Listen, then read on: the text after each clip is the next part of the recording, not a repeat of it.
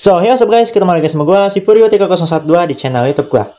Seperti biasa, hari Kamis malam kemarin, anime Bang Dream of Emojika episode terbaru telah tayang. Setelah sebelumnya kita melihat Mutsumi yang tertekan akibat wajahnya yang terekspos. Di episode kali ini kita masih disajikan pada drama Mutsumi dan juga kondisi mentalnya yang mana keadaannya semakin parah di episode kali ini. Sampai pada akhirnya dia melakukan perjanjian dengan setan. Dan impresi gue buat episode ini cukup simpel. Gue nggak bisa berkata-kata. Pertama kali gue tonton, gue bengong, dan waktu episodenya udah beres, gue otomatis bilang, hah? Jadi bisa gue bilang, untuk bisa memahami episode kali ini, kalian gak cukup nonton sekali aja. Kalian harus nonton 2-3 kali buat bisa fokus ke detail-detail kecil atau percakapan-percakapan yang punya arti secara tersirat. Oke, gue rasa cukup basa-basinya, mari kita langsung masuk ke pembahasannya. Selamat datang di segmen Ngebakmi, ngebahas anime keluaran musim ini. Anime Bang Dream of Emojika, episode 3.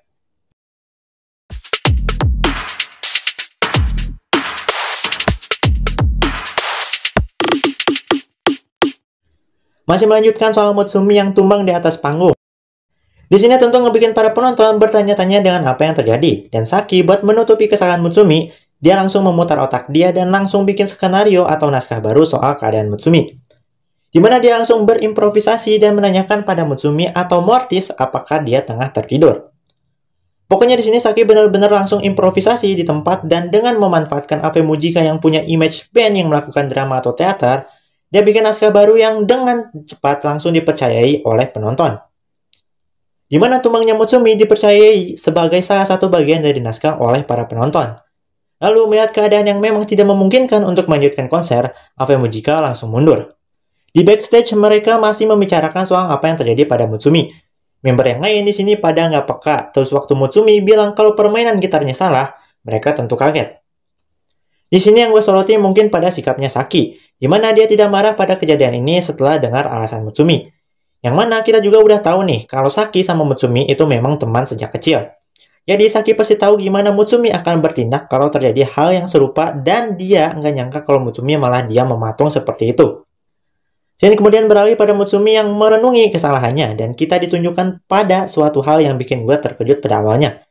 Yaitu munculnya boneka Mini Mutsumi atau gua panggil di sini sebagai Mini Mutsu, yang mana boneka ini tuh bisa ngomong dengan kehendaknya sendiri.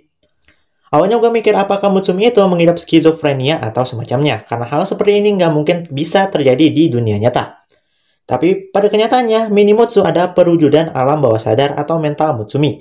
Yang ternyata benar kata gua, Ave Mujika ini nggak bakal ragu menyinggung atau mengangkat isu mental dan isu sosial. Ya meskipun ini udah ditunjukin sejak episode 1. Oke, balik lagi ke pembahasan. Di sini Mini Mutsu jadi semacam teman imajiner Mutsumi yang peduli pada dirinya. Kemudian kita dialihkan pada isi pikiran atau mungkin isi hati dari Mutsumi dan kita juga dikasih tahu sedikit soal masa lalu dari karakter ini. Di sini dijelaskan oleh Mutsuminya sendiri kalau Mutsumi itu memang tidak pandai dalam berbicara sejak dia masih kecil. Nah, tidak pandai dalam berbicara ini dalam konteks apa? Apakah karena dia memang pemalu, atau karena setiap kali dia bicara itu akan menimbulkan kesalahpahaman? Di sini memang tidak dijelaskan secara gamblang, tapi kalau dari scene yang ditunjukkan, kemungkinan itu adalah poin kedua. Karena di sini Mutsumi bilang, atau mungkin lebih tepatnya nanya, seperti mama itu yang bagaimana? Jadi kayaknya teori yang gue sampaikan di episode 2 itu memang beneran terjadi. Di mana Mutsumi dulu pernah diwawancara, terus ngomong suatu hal yang bikin situasi jadi buruk atau canggung. Dan itu jadi trauma tersendiri buat dia. Kemudian kita juga ditunjukkan pada Mutsumi yang sedari dulu itu nggak punya sesuatu yang bisa jadi miliknya sendiri. Kayak waktu dia dapat pujian, tapi pada akhirnya pujian itu balik lagi ke ayah sama ibunya. Contohnya kayak gini, Mutsumi-chan, kau imut sekali, mirip seperti ibumu. Awalnya memang itu pujian untuk Mutsumi. Tapi pada akhirnya pujian itu balik lagi ke ibunya. Soalnya kecantikan dan keimutan Mutsumi itu diturunkan dari ibunya. Kayak suatu produk dari pabrik yang besar, waktu orang-orang tahu produk itu dari pabrik A misalnya, orang-orang pasti bilang, oh pantesan produknya bagus, lawang dari pabrik ini. Jadi mereka tidak menilai suatu hal atau seseorang dari pribadi mereka sendiri. Dan masih ngungkit-ngungkit nama besar yang menaungi orang tersebut. Dan itu adalah yang terjadi pada Mutsumi. Hingga pada akhirnya Mutsumi ini menemukan hal yang bisa jadi miliknya sendiri, yaitu bermain gitar. Tapi takdir seolah mempermainkannya di tahap ini. Mutsumi ini masih belum bisa membuat gitarnya ikut bernyanyi. Gua masih belum yakin apa maksud dari kata-kata itu. Tapi kalau yang gua tangkap dan mungkin aja salah, yaitu ikut bernyanyi di sini adalah mungkin Mutsumi tidak bermain dengan sepenuh hati yang bikin permainan gitarnya tidak semenarik atau tidak semenyentuh itu. Soalnya di sini Mutsumi di-compare atau dibandingkan sama Tomori, Taki, Soyo, sama Saki waktu mereka masih di Cryshik. Dimana kita tahu kalau keempat karakter itu waktu masih di Cryshik mereka bermain dengan sepenuh hati. Dan mungkin waktu masih di Cryshik, Mutsumi itu tujuan awalnya memang bukan buat main band, tapi buat bantuin Saki. Udah, gitu aja. Dia nggak peduli soal bermain dengan keinginannya sendiri. Tapi ternyata teori itu terbantahkan pada dialog selanjutnya, di mana dia tidak merasa senang di Cryshik karena merasa dirinya itu payah. Dan mungkin alasan kenapa dia tidak pernah merasa senang saat masih di Cryshik, mungkin karena dia merasa kalau dirinya itu tidak pantas berada di sekitar orang-orang yang bermain dengan sepenuh hati mereka dan merasakan kesenangan dari apa yang mereka lakukan. Jadi Mutsumi merasa kalau dia adalah noda bagi Cryshik, dan dia menyalahkan dirinya sendiri karena omongannya waktu itu yang membuat Cryshik hancur atau bubar. Dari sini nih gue yakin pasti orang-orang punya pengertian mereka sendiri dalam mengartikan scene-scene ini. Tapi dari sudut pandang gue adalah apa yang udah gue jelasin barusan. Oke lanjut.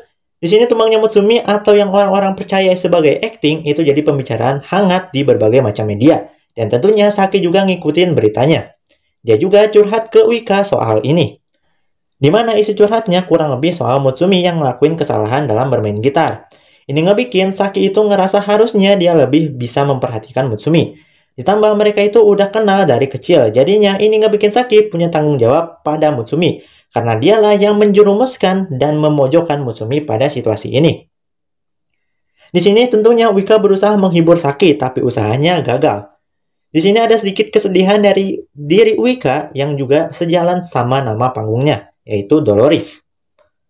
Sini kemudian beralih pada Nyamu yang lagi ikut kelas teater dan materi yang lagi dibahas adalah soal ekspresi dari posisi duduk. Tentu ini ngebikin Nyamu kembali teringat pada Mutsumi. Kemudian saat Nyamu pulang, kita ditunjukkan pada cameo member dari Rise as Villain, yaitu Layer atau Wakana Rei, yang ternyata Rei itu tinggal satu gedung apartemen sama Nyamu. Ya ini cuma sekedar cameo aja, jadi nggak ada yang bisa dibahas, kecuali soal Nyamu yang memang kenal sama Layer, tapi udah gitu aja. Dan nggak ada hal yang spesial. Next, kemudian kita ditunjukkan pada Nyamu yang lagi nge-upload videonya. Terus dia keinget lagi sama Mutsumi dan juga aksinya di atas panggung. Di sini Nyamu merasa iri dengan bakat yang dimiliki oleh Mutsumi.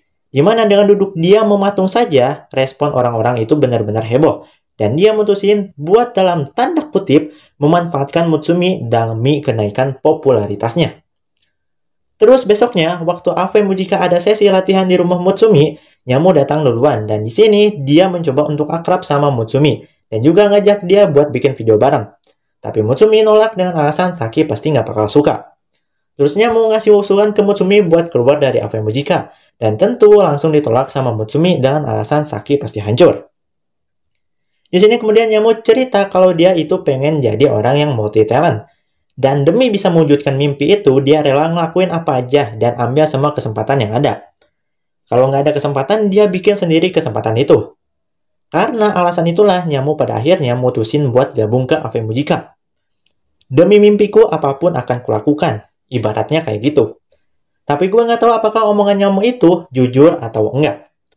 Dan dia nanya ke Mutsumi mau sampai kapan dia terus begini. Dan bilang kalau Saki itu cuma jadi penghambat bagi Mutsumi. Di sini Nyamu benar-benar membuktikan omongannya. Kalau nggak ada kesempatan, dia bakal bikin kesempatan itu. Di sini dia berusaha menghasut Mutsumi supaya nantinya Nyamu bisa pakai Mutsumi untuk kepentingannya pribadi. Tapi belum sempat negosiasi beres, Saki udah keburu datang dan disusul sama Umiri.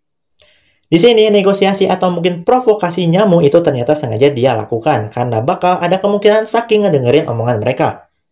Dan ternyata omongan Nyamu itu masuk ke dalam hati dan pikiran Mutsumi. Di mana Minimutsu setuju dengan ucapan Nyamu.